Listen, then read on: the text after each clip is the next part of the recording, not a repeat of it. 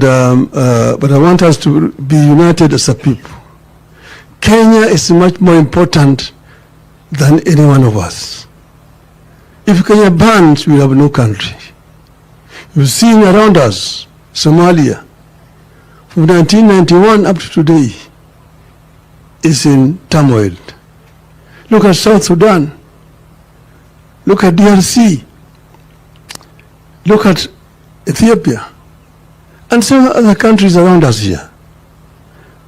It is better to have peace that we're having here and push and go and have a peaceful election than to have turmoil in this country. Because if it disrupts, you don't know the end. That is the message that I want to convey here. And finally, I want to say that Parliament must not try to change the Constitution because of narrow ends. The Constitution that we brought here brought devolution. Devolution need to be defended. Today there's a Gazette notice. They are saying that they want to amend the Constitution in order to legalize this CDF national government. What does national government have to do in the counties? In counties, we have counties which have got executive powers to implement. Let the national government let go of resources to the counties as provided for the Constitution. Health is devolved, provide the fund down there. Roads also, is devolved. You don't need Kura and Kera. Have only Kenha for the national government, dealing with international highways, national trunk roads, and feeder roads, and leave all the other roads in the regions to counties and send the money down there. Why should you be building markets for counties? Let counties build a market themselves. How about affordable housing? Let counties build affordable housing. Then you will not be talking about 15%. You will be talking about 35 to 40% devolved funds. Then you can blame the governors if they're not working. But you cannot blame Governor Sakaja for roads in Nairobi which are not under his jurisdiction. Most of the roads in Nairobi are not county government roads. They are all Kura and Kera roads. What is Kera doing outside Nairobi as a city, the capital of the country? So let devolution work in the honor of Dr. Garu. I want to end by saying, may the Lord rest his soul in eternal peace. It's a very good afternoon, good evening, wherever you're following us. This is a Freak 24 political discussion, and we are discussing about the protests that happened today in this country, whereby we had protests and demonstrations happening from all the 47 counties we have, and of course Nairobi, Mombasa, Kisii, Kisumu, and some parts of the eastern region, Ukambani, that is Machakos County and Makueni County. We have seen a very serious demonstrations happening, and also more Kenyans coming out to cry for the government. Most importantly, they are saying but I want us to be united. Most importantly, they are saying that it is high time also the government and also this regime to listen to the Kenyans and also do as what the Kenyans are saying. Also, we have also listened to most people saying that this regime also need to focus more on developing this country. But today, in Nairobi County, we have seen a lot of people were injured. We have seen a lot of people lost their life. Over at least 12 people were killed today, and over 400 others wounded on Wednesday. A Gen Z-led protest that it was marking a first anniversary that happened in the year 2024. That is when we had the first Gen Z protest happening in this country. And today we saw a lot of people coming out in different counties. Nairobi County, Thika Road was full of Kenyans, Gen Z, and also Kiambu Road, which is a very big surprise. We have never seen Kiambu Road having the Gen Z protest, and we all witnessed this. Also, we have seen how Kenyans are condemning the issue of abductions. And today, a few minutes ago, I've seen what is happening in Rongai, whereby a lot of bulletin are being thrown and they are being fired in the atmosphere, and it's a late night, whereby it may cause death to some people, and that is something also a lot of Kenyans are saying we should stop this, what we are doing in this country. Gen Z today, they came out in large numbers. They came out in large numbers. Most important, they came to push, they came to force the government to do as the manifesto is being patent. Most of Kenyans were saying one term. Most of Kenyans were saying it's high time we call the government to do what it promised to Kenyans. And we have seen how youth just came out in large numbers around the CBD by around Nairobi by 6 a.m. We had a lot of Kenyans coming out to defend and also to push the government around the parliament. We saw a lot of Kenyans around the state house. We have seen also a lot of Kenyans coming out around the state house, and of course, most important, we had a lot of security, but we have seen also police officers today were injured by the Gen Z. It was really massive because a lot of Kenyans came out. I think most of Kenyans, they came out to support today's anniversary, whereby Kenyans were celebrating those who died in June 25th. That is the last year. But also, as we also discuss on what is happening, we are also asking you, what do you think about this Gen Z protest that happened today? Do you think the government will succumb to this pressure and also do what the Kenyans are saying? Do you think so? Boniface Kimanzi here, and this is a Freak 24 political discussion. Where are you joining us from? Multi-pan Africanist Gypsy Kona, karibu sana. Wewe ni mmoja wetu na umenitupa sana Gypsy Kona. Yeah, I think more than 7 months hatujaongea, sijui umejitupa wapi, but anyway, tell us more about this Gen Z protest. A lot of people came out today. I was even shocked to see Kiambu Road. You know, in Kiambu, that is where we have a lot of these rich men. Kiambu Road having the Gen Z coming out. I was shocked. A lot of people just came out to look for ways on how they are pressuring the government so that the government can do as what Kenyans are requesting. Do you really support this? Because, as you know, international media houses were there, the likes of CNN, DW were in this country, BBC, Focus Africa still were in the country. And this is something that is being reflected all over the world. I've also seen what the BBC Africa has done during that live coverage, and a lot of people also, even Reuters, also focused on today's protest, whereby they were exposing this protest where the police also were involved in this protest. And of course, today we have also seen the police attacking the most and famous musicians who also came out to say no to police brutality and also to celebrate the Kenyans who lost their life June 25th, the year 2024. That was Calligraph Jones, as the OG, Calligraph Jones, and also Harrow Boy were in the street, and we have seen two police officers who came out and they wiped, of course, Harrow Boy. A lot of pictures have been also circulated on social media on what happened when this Gen Z came out. Don't forget that we are also following up on those who died, those who are in the hospitals, because a lot of people were injured during this Gen Z protest. But we are also looking forward to see on what will happen after this protest now.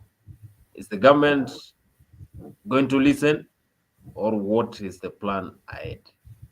Gen Z are law changers. Ruto must act. That is what Gipsy Gona is saying. Kwamba the Gen Z hawa ni law changers. In other words, president must act.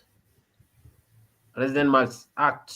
The president must act after today's protest. Whereby I was even shocked to see more people coming out in these protests. Karibu sana, Alex. Of course, tell us about what you saw today. Or what was the experience today, and do you think the government also will succumb to this protest, whereby a lot of Kenyans came out today? Good evening to you, Bonnie. Thank you once again for hosting me. I see Gypsy Corner there in the comment section. How are you, Gypsy? I hope you're good. Thanks for joining us for this tonight's show. So I have seen a couple of things from today. First of all, we saw the protest. They kick-started yesterday. Tomorrow, people mobilized themselves in archives, walienda kuanza na maombi, and some people even started traveling the day before to be ready for the today's protests. And people have showed up, Bonnie, and people have protested peacefully here in the city. There are some we can't miss to have the goons infiltrating the protests, whereby we saw them up outside the Afia Center, and they have broken into people's properties. They have done vandalism. They have stolen people's property. So, so I think that's on the police. The police should ensure that those people are caught, and those people pay for what they did, because it's not good to vandalize people's property and you get away with it. That's where the intelligence of the government comes in, because the government has all the intelligence in the world to find out who are these people who are vandalizing people's property and are stealing and wreaking havoc in the protests. But otherwise, people have kept it peacefully. People have marched. We saw David Maraga. We have seen Kalonzo Musyoka showing up together with the parents of those ones who lost their children, and it's unfortunate for those children who it's unfortunate for the parents who lost their children during the June 25th protest. But if it were up to me, and we spoke about this yesterday with Jeremiah, and we said that it was supposed to be something more of a celebration rather than a protestation. So if it were up to us, we would prefer something like we gather, we celebrate, we remember them, we even plant trees or do whatsoever to remember the people who are affected by the people who are killed during last year's protest. But I've seen countrywide there's been a lot of protests in many parts of the country, and so there's been protest from many parts of the country, and people.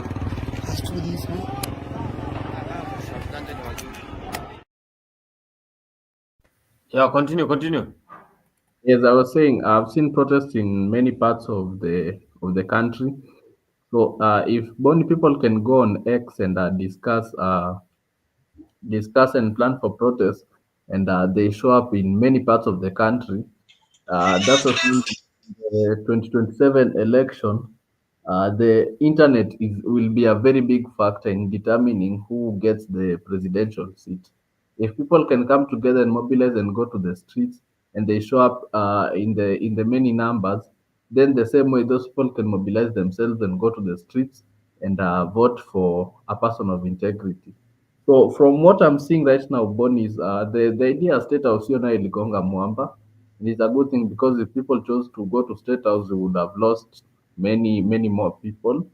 But I think the protest has been good. People have showed up in numbers. There is solidarity in the country, and so it's just apart from the dynasty. Let's call it the dynasty to try and tuseme kwa Kiswahili kutelekeza kile ambacho waliandika katika manifesto yao, because I don't see why right now the president and the former prime minister are speaking about uniting the nation.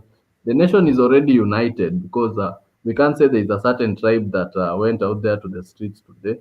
because many people from most parts of the country showed up today. That shows you people are united. See, there's a slogan on X by Cyprian which is saying seeing in numbers. And yes, it's true. People are mobilizing themselves in numbers. So the people are more united than ever before. So the thing is just that for them, they should try and finish their manifesto.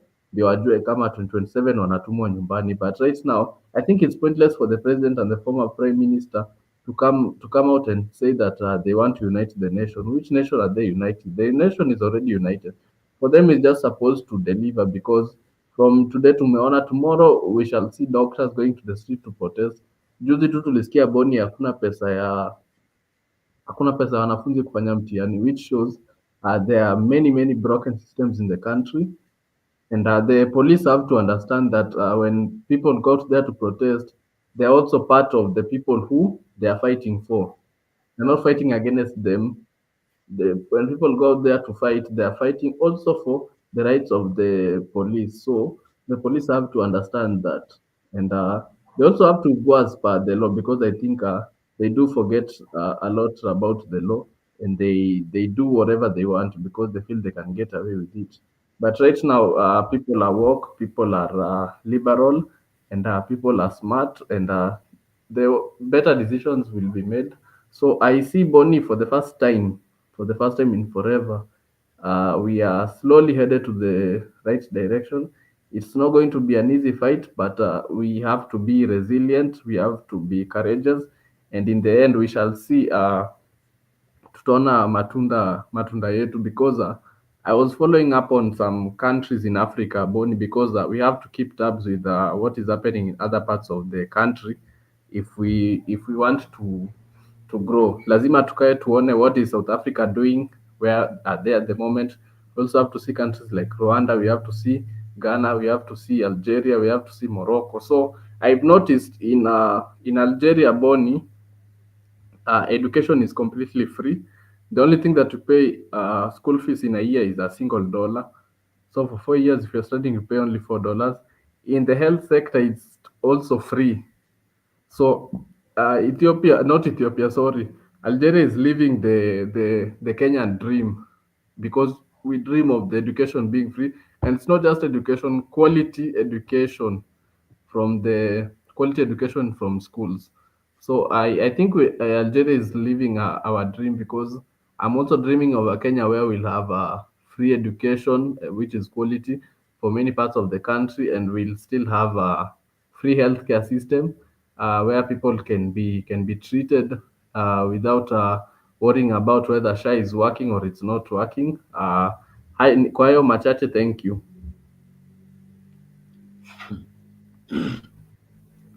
Gen Z protests. Let's do this, man.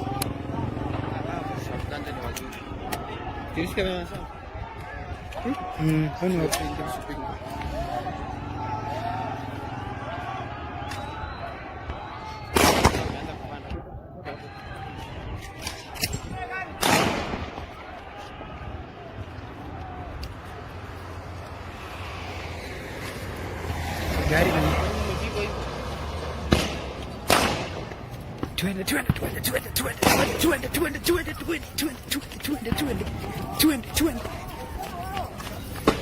Simamia hapo.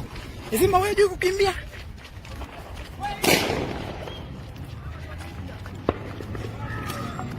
Niaje?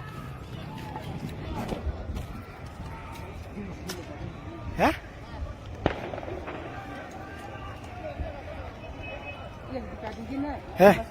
Uko nayo?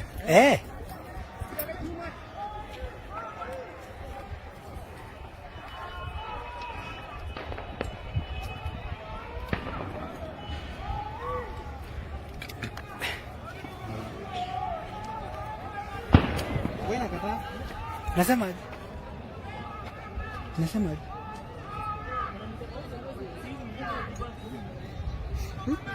Aje bwana. Sisi sasa tunaenda wapi?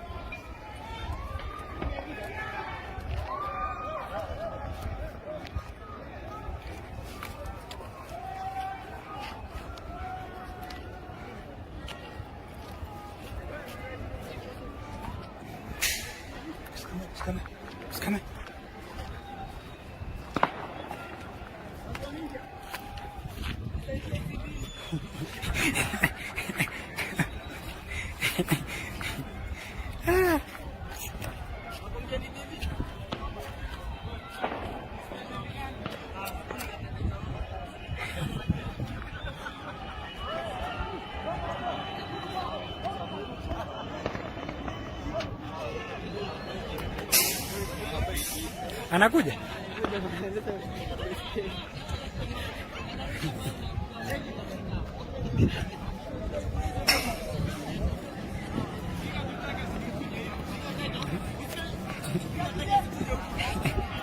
Watatutoa mbio.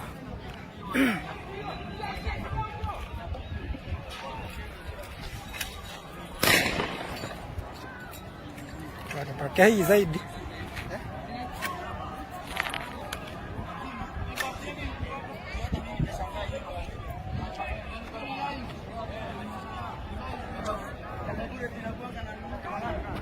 Hizi ni za matiagas. Hizi ni za matiagas.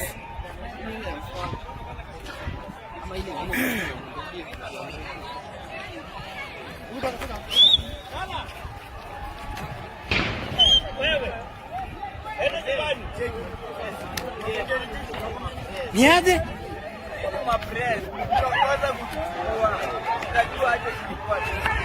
Trevor! Trevor!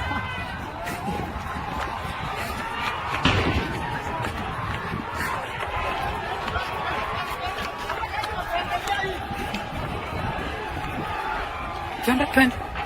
Trevor! Tuka hapa. Tuchila hapa. Tuchila hapa.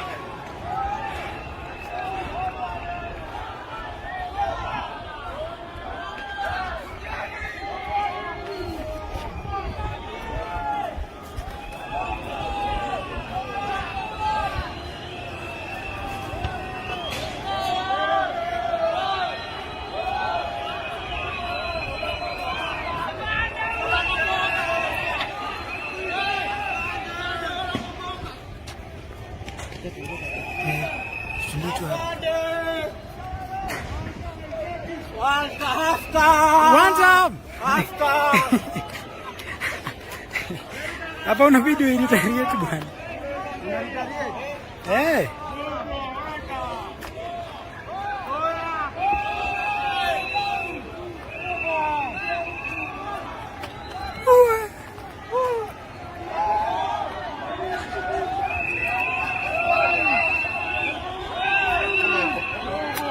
Wewe unajua watu wanaweza kupiga. Kuja. Kuja.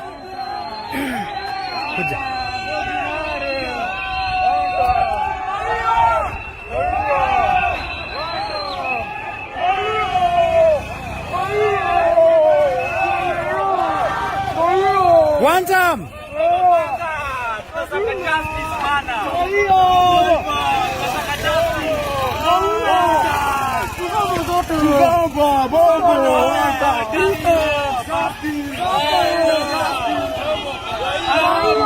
Usikie wanarusha.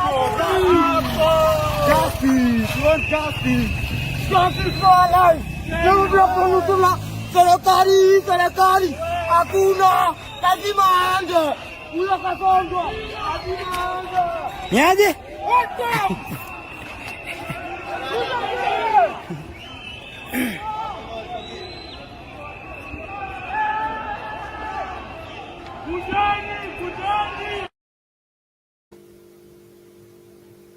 Yes, those were the angry Gen Z when Africa 24 was live today discussing and of course covering these protests happening in the city and different counties of this nation, whereby international media houses also have exposed this country. I've also listened to what the Tanzanian Crown TV was saying about the protests in the country, and they think that Kenyans are very brave and confident when it comes to expressing their needs and also grievances. So we also looking forward to see if the government is going to succumb.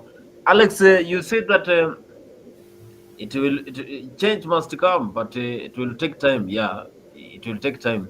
But also, do you think that Gen Z will be very sad if at any point in 2027 we have a winner coming from KK government? Because I was also following some of the hashtags saying that we will also they think that they will look for ways if at any point the KK government gets 1 million votes.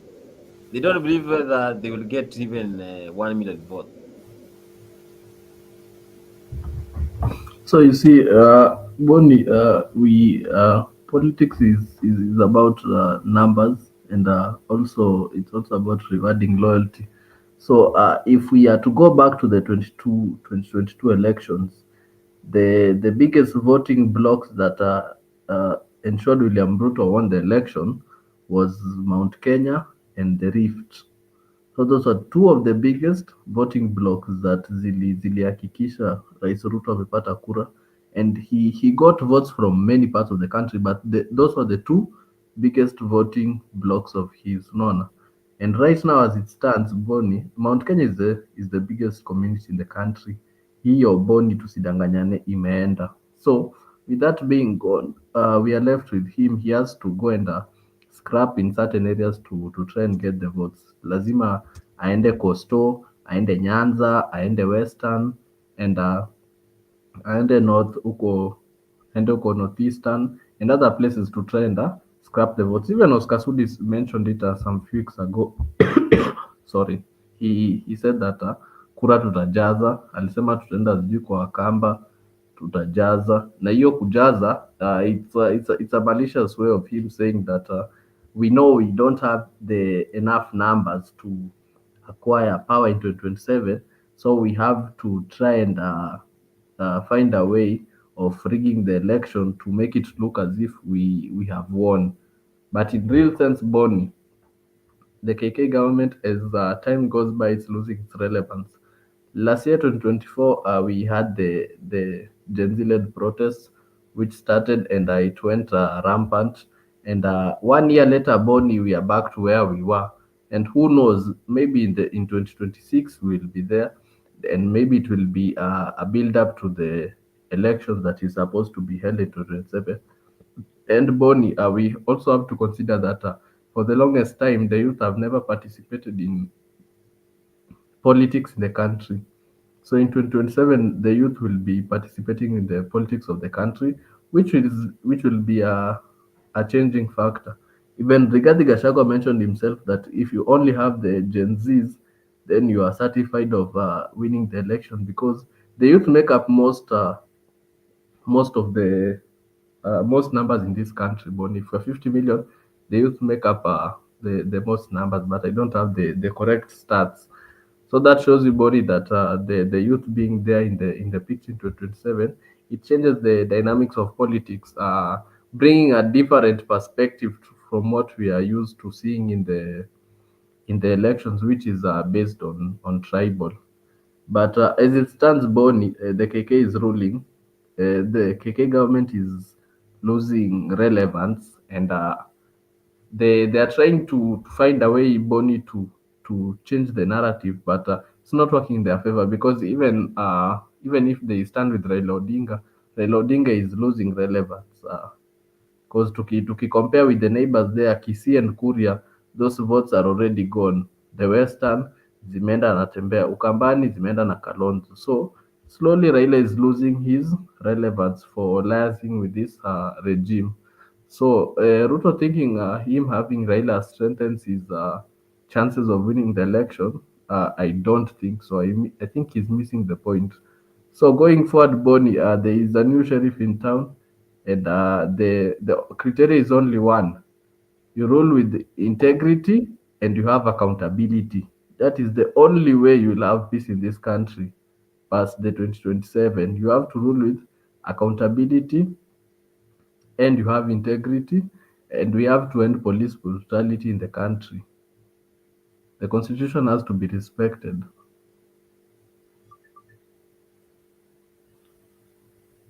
The constitution has to be respected. The Gen Z 25th June also will happen.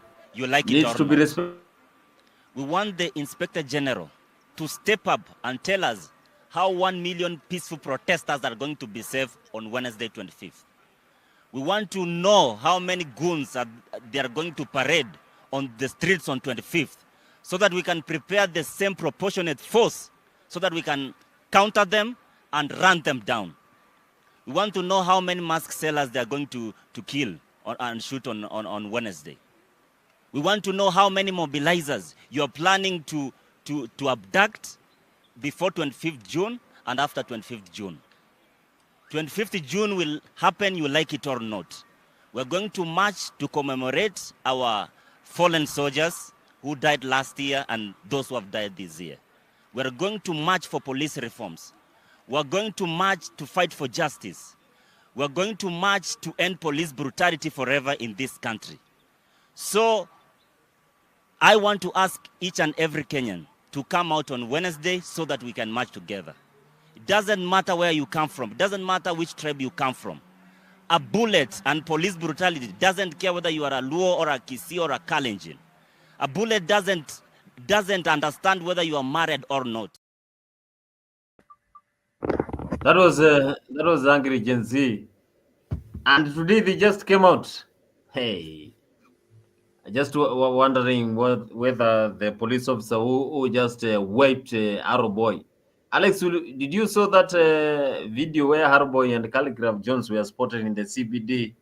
Arrow Boy was wiped by one of the police officer, and his picture has been zoomed. Now we have the real picture of the police officer. Do you think that the police are doing a wrong thing? And also we have seen also the protesters beating police. We have also seen, I saw a video whereby a police officer, a woman, was beaten thoroughly. I don't do think whether she is still alive right now, because hey, that was a little bit of harsh reaction from the Gen Z. The police, let's talk about the police now. The police today, did they control themselves, or they were still causing brutality? From what you saw, From what I saw today, Bonnie, first of all, it's very wrong for that police to beat a boy with a whip. It's unlawful, and it's not a good thing, because there's nothing bad that Aroboy did. He did not pose any threat to them. He just said to them that we are fighting for you people, and it's true, because when we have a better country, even the police will have better salaries.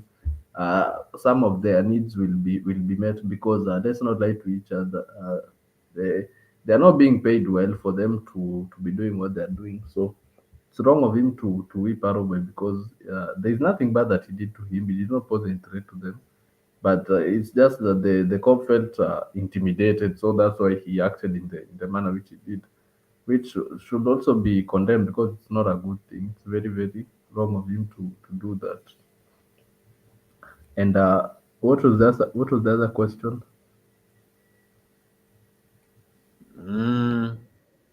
what did you What control was the question? quelly?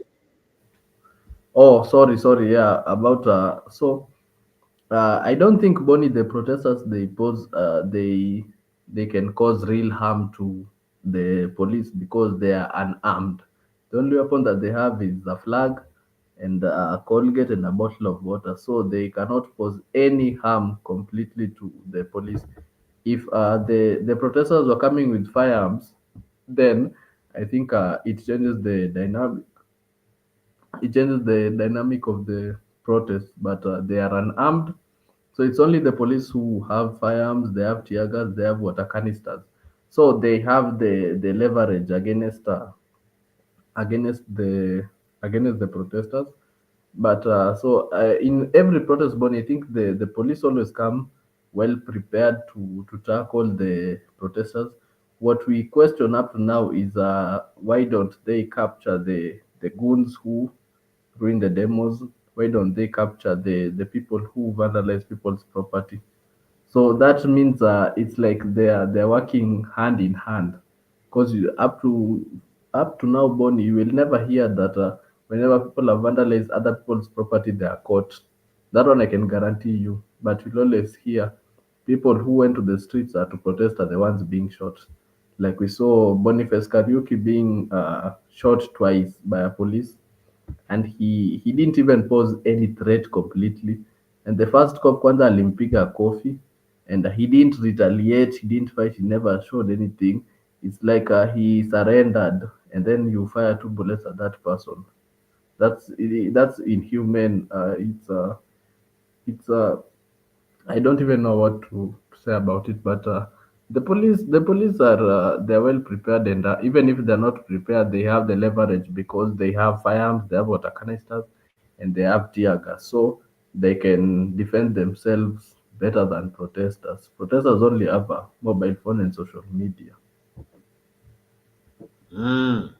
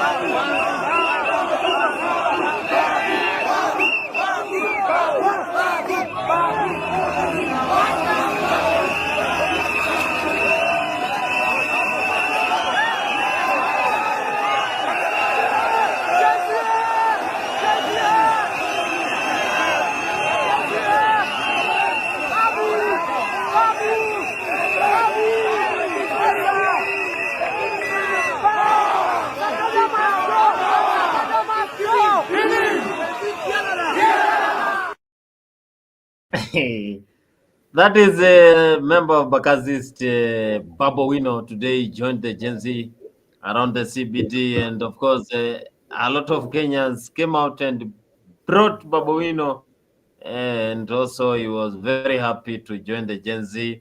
We also remember last year he also joined the Gen Z when he came out of parliament and he said, "One term, Ruto must go." That is what Babowino said. Do you think that hey, Babuino has already overtaken Nairobi? Is Sakaja safe when it comes to the Nairobi governor? That is 2027. Ama imeenda? So actually, I think Boni, in terms of politics, Babu Owino is the darling of people in Nairobi. First of all, I think he is charismatic. in politics, and his orating skills are good. He's smart, he's intellectual, and to top it off, Babu Owino works. If you visit Embakasi Boni, there is a reason why Babu Owino always finishes always either he is the first or the second best MPs in terms of work rate. It's because Babu Owino anajituma huko Embakasi East, working day and night to ensure that that Embakasi East looks good as a constituency, and also to try and finish his manifesto. That's why people love Babu Owino Boni. So Babu Owino plays his cards well in politics. Right now, even him showing up today, it could be a political move by standing with the people, because there's something in Rigathi atuambianga always, yeye huwa anasikiza ground. So Babu Owino, and the good thing Boni about politics is that being on the people's side, listening to the people, and doing as your people want, because they're the ones who elected you. So even Babu showing up today, it shows that leaders are standing with the Gen Z movement, and tusidanganyane Boni. The only thing that could have guaranteed Sakaja a second term is by him working and delivering, because in the 2022 elections he won the Nairobi gubernatorial seat by a landslide victory, because everybody believed in Sakaja since akikuwa senator. The people saw him as a person who stood for the people. So tuliamini if he's given the seat of the governor, he will do better. He will do what Mike Sonko and Evans Kidero failed to do.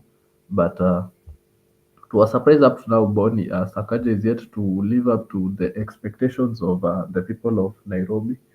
So that's why right now people are saying Sakaja must go.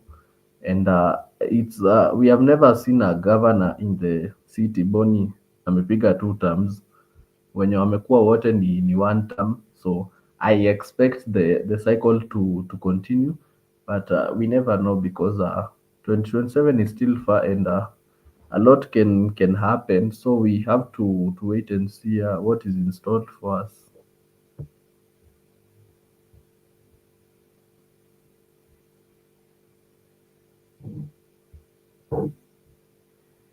I think 2027 Sakaja also needs to work hard, because Babu Owino is really pushing for this governor of Nairobi when it comes to the leadership, and also he is ready, because today seeing a lot of youth coming out saying Babu Owino, then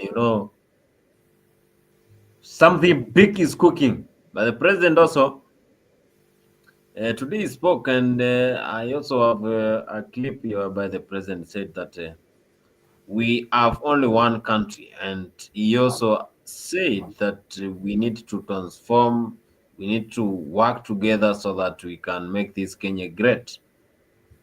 But is it working? More innovative approach to carry out development in our country, and it is doable and it is possible.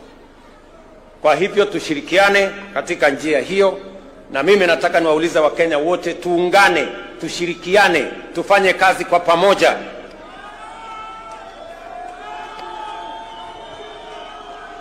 Uchaguzi inakuja 2027, na Wakenya wataamua mambo ya uchaguzi 2027. Kwa sasa tushirikiane, kila mtu afanye kazi mahali ameajiriwa. Ikifika wakati huo kutakuwa na mtihani, 2027 kutakuwa na mtihani. Wale watapita mtihani wataendelea, wale wataanguka mtihani wataenda kulima, na dunia itasonga mbele. So Kenya inatakikana tuwe namna hiyo, tukijua ya kwamba tusiharibu muda wetu mkubwa tukigombana, ugomvi pande hii, sijui nani atafanya wapi, sijui nani ndio nini. Hiyo ni saidia kwa sasa. Kwa sasa tuzalishe chakula, tusaidie wakulima wetu, tusaidie kilimo, ituzalishie chakula, ituzalishie mambo ya agro processing, itupatie bidhaa ambayo tutauza nje ya nchi, tuweze kudhibiti uchumi wa taifa letu la Kenya. tujenge affordable housing, Wakenya watoke katika slums. Tuhakikisha kwamba kuna bima ya afya ambayo haibagui nani yako na kazi, nani hana kazi. Tuhakikishe ya kwamba tuko na amani katika taifa letu la Kenya, ili uchumi ikue na sisi wote tujivunie kuwa Wakenya. Sisi ni nchi ya demokrasia. Umesikia vile Atwoli amesema wako na demokrasia kule Kotu na kuko na demokrasia everywhere. We want to build a strong, democratic, united, prosperous nation that all of us can live in and be proud of. And it's not going to happen. We are going to make it happen. And it's going to be a product, a prosperous Kenya is going to be a product of decisions that we make. We cannot be prosperous if we don't make the right decisions. We cannot develop if we make the wrong decisions. We must make the right decisions for the country to grow. And I want to promise the people of Kenya that I will always make the right decisions to make sure that Kenya makes progress. Because I owe it to the people of Kenya to make the right decisions. Sometimes they may not be popular, but they are the right decisions that will change the destiny of our country. If I did not make the right decisions in 2022, if I did not stop the subsidies of fuel and unga and all the other things, we would not be talking today that Kenya is the 6th largest economy in Africa. We would be talking about something else. So tunataka tushirikiane namna hiyo, tufanye kazi namna hiyo, and I am very confident about the future of our country. Kenyans, we have the best country that we can have. We should be proud to be Kenyans. And we must do whatever it takes to make this country great. We must avoid convenient decisions that only helps us to mark time on the same spot. We must make the decisions that will make Kenya progress and move forward. The clergy, the Right Honourable Raila Odinga, my Governor Johnson Sakaja, our peers, fellow members of Parliament, distinguished guests, the family of Dr. Francis Ngara. As we honour his life, Dr. Francis Ngara, a man of integrity, intellect, service, we are also called to reflect on the times we're living in. Mheshimiwa wanyu Monyoroko ya andũ agũthiĩte nĩ andũ manananga ithĩ mwamũkĩra andũ aitũ nĩ twaiguithania nĩ mũkũnyitĩrĩra rĩu ndaumagara gũcaria arata nĩ mũgũikaria mũciĩ nĩ mũkũgiria gũkũ gũtuĩke gĩtumĩro gĩa kũrehwo noe na kũrehwo maboco nĩ mũkũgitĩra gĩtĩo gitũ ta nyũmba itũ mũndũ nĩ one term cut one term Wagabu anasema ni one term. Harambe! Kasongo haende asiende. Mimi nikimalizia, I want to say one thing. Nimeona, I have seen William Ruto saying that he is not going to allow rogue police officers. The rogue police officer called Lagat works under the instructions of William Ruto. When I was in Kasarani, Mweki PCA, it is William Ruto who called Lagat and told him to withdraw police officers so that goons can come and attack us inside church. William Ruto, how can you say you don't want rogue police officers when you are the one who has made them rogue because you are the one who gives them instructions on what to do? Sisi tunataka tuseme, hata wale watu walitekwa nyara huko Marakwet, postmortem imefanyiwa, wamepatikana, they were also tortured. Na nilisema there is a squad of 101 police officers that was formed upon the approval of William Ruto, attached to the National Intelligence Service for high-level training on abductions, torture, and extrajudicial killings. So, however, William Ruto, if you are serious, first order the disbandment of that unit that you founded for the purposes of torture, for the purposes of abduction and extrajudicial killing. Ndĩrenda kũmwĩra atĩrĩ andũ aitũ, mwĩyũmĩrĩrie, nĩ mũkwĩyũmĩrĩria na mũikare mũrĩ ritho, nĩguo nĩ mũgwĩka ũguo na mũrore mũno akunyanĩria rũrĩrĩ. Tũrenda mekĩrwo rũri ta kagogo, nĩguo mekĩrwo rũri ta kĩ, na kwĩ handũ tũrĩkinya manjia gũthiĩ ũtukũ tũmekĩre mbugi ngingo, nĩguo nĩgetha magĩũka tũkamenyaga. Andũ a Thabathaba nĩ ndakena mũno, ndakinya wa Mũnjoro ngeithanie wa Mũnjoro, nĩ mũrĩũka gũcera.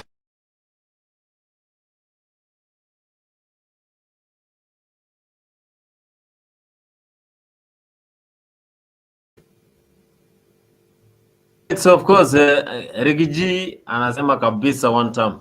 Do you think where Rigiji is, of course, hajaonekana leo, hajatokea mahali, he's just watching. Do you think where Rigiji is happy even after he was impeached? Do you think that he is celebrating the impeachment? So I sorry for that. I think regarding his impeachment, Boni is a blessing in disguise to him, because this regime was a sinking ship. So by him being impeached, he was given a lifeline to salvage his political career. Trust me, if he was still in power, he wouldn't have the influence he has today. So by him being out of power, Boni, and joining the opposition, he has salvaged his political career, because today he can stand in front of people and he can speak and they can listen. And Rigathi is a darling on social media because he's making TikTok more fun. Akisema one time, hi cousins, and all the things. Rigathi is making TikTok hilarious and fun. And also he's doing what we haven't seen in opposition in quite a while. Because ever since Raila Odinga joined power, hatujakuwa na ile strong opposition. So that's what we are getting from Rigathi, because each and every day Rigathi is constantly injecting, and by him injecting, he is doing something sort of a watchdog. He is keeping the government on check in terms of projects, in terms of what they promise to deliver, and he's still mobilizing people. He's growing rapidly in politics. He's moving from one place to another, and he's not in a position to run, but he's in a position to mobilize people and help. If the people want to remove Ruto, the guy is good at mobilizing people. His orating skills are good. So I don't think, as long as our constitution doesn't allow him to run, but he's good at mobilizing people. And one thing with him, he always says anaskizanga ground. So him is going to go as per what the people want. See, that's something that we've been lacking in politics. Politicians have to do as per what the people who elected you want, because it's them who have the sovereign powers to put you there and to remove you. So I think it's a blessing in disguise him being impeached. Because ukiangalia today we had a lot of Gen Z. Rigiji, he has just not been seen anywhere, but of course he is one of the active politicians who is So I think only the reason why Rigathi cannot join the politics, the demonstrations today, is he is trying to distance himself from the state, saying that he's the one who is sponsoring the protest, or he's the one causing the people to go to the streets. Because last year they accused him of mobilizing the Gen Z to go and protest to protest. Even some said he wanted William Ruto removed from power so that he can become the president. So it's a smart move for him, distancing himself from the politics. from the demonstration, so that they don't say it's the one who is causing them. Mm. Gen Z. But Gibbs gonna say that you vote Gashagwa, you get triple Ruto. So Why I did you? so what for what Anasema Gibbs is saying, anasema if we are you not vote saying Gashagwa, that. then you get. Do you think Gashagwa is such a kind of a leader? If you can give him the president, you will act the same way the KK government is doing. Because Gibbs gonna saying we get triple of Ruto if he becomes the So president today. as I've said before, Bonnie, the Gadi is good for mobilizing people, because we want to mobilize people. We want the most numbers to remove William Ruto, but I haven't said that Rigadi is an option for the seat there at the top, because we don't want to be making the same old mistakes and recycling the same old monkeys in that seat. We need some fresh leaders, and we can do better. We can do better in terms of leadership body. We have Okio Mtata, who is vying for the seat. Better option. We have the likes of David Maraga. So we have better options. So if we are to vote Rigathi is the last of all the candidates. So we just need him to mobilize people, but we don't need him in the seat, because he has been there. He has been part of that government which hasn't delivered for the citizens. So what are we going to get different from him being in the presidential seat? Nothing. Mm. Gibbs gonna say that what did you do awesome or he has joined Ruto's dining hall? That is Gibbs gonna in the comment section. Yeah, Gibbs gonna thank you so much. Of course, you have been actively making sure that this conversation goes on well. But from what I think, I have seen this protest, and in Ukambani, I was also shocked to see two people shot dead in Matuu, Machakos County. In Makueni, I've also witnessed some of Gen Z being shot by the police. So in Ukambani, this is one of the areas where we don't have those protests in such a intense, but we witnessed two deaths from those counties. In Nairobi, a few, and also I also experienced today medical practitioners also being tear gassed by the police. I think at the end of the day, what Kenyans are also requesting is these rogue police officers. Does it mean that we are not having proper training when we are recruiting the police officers to get into this national duty? Because when you get to a police department, then you are serving the nation. Huduma kwa wote. But now they are fighting the people who are supposed to be protected. Now they are using the weapons to fight the people who are supposed to be taken care of. So Kenyans are also asking the credibility of these police officers, and also how is this going to be handled? Because today, very early in the morning, I saw the cabinet secretary for the interior, that is Kipchumba Murkomen, interacting with the police officers in the CBD. But after a while, we saw what happened: police officers running against the agency. But also, what I also request is, when shall we have protest in this country being like what we experience in the United States of America?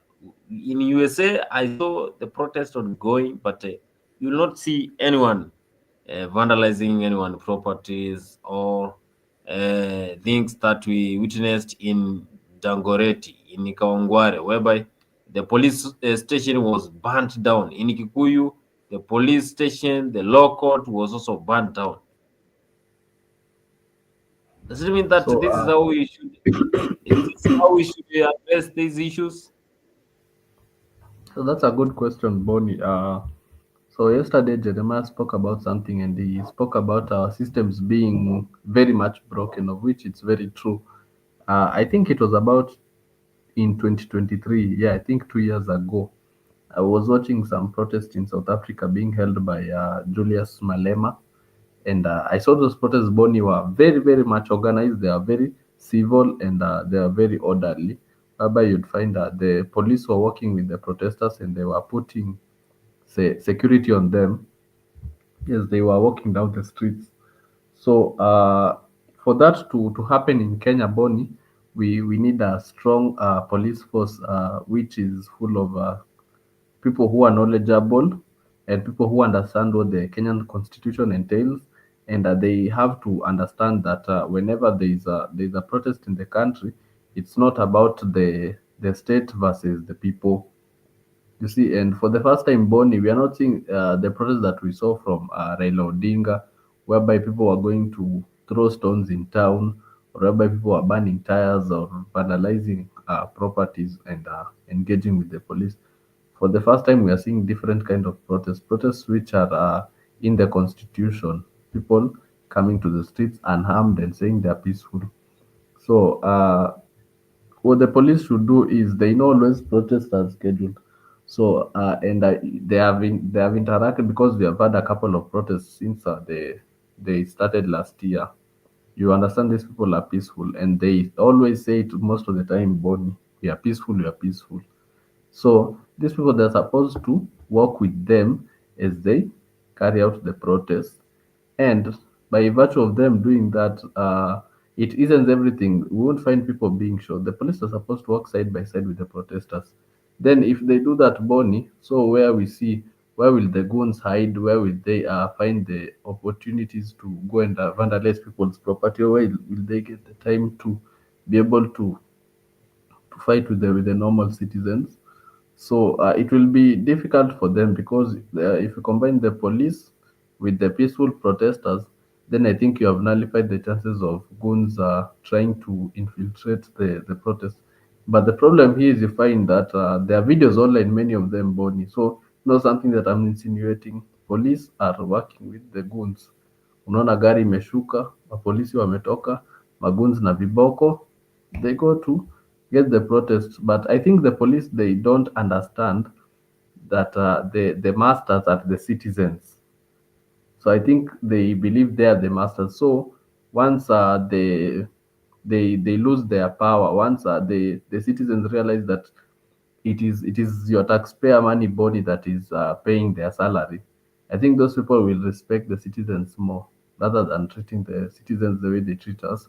But I said before, there is coming a time of change, and in that time of change, they will have to change before the change changes them. They will have to now liars with the constitution, and they will have to do as per what the citizens expect of them. Yes, it is sad because the Ukamba people, the Kamba people are always calm people. Why the light bullet? That is a gypsy corner in the comment section.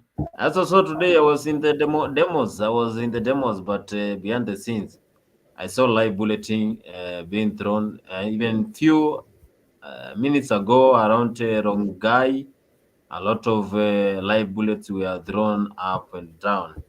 But we just say, let's fight for our country. Let's keep peace because the peace is what drives this country. Of course, for this one now, we have discussed more about the protest, Gen Z protest. I want to appreciate Gypsy Corner and Alex also for joining us today as we discussed more about what happens today, the Gen Z protest, and the way forward as this country is seeking ways for a proper governance from the Kenya Kwanza government. And also, Kenyans are looking forward for 2027. Now, the big task is who will win 2027?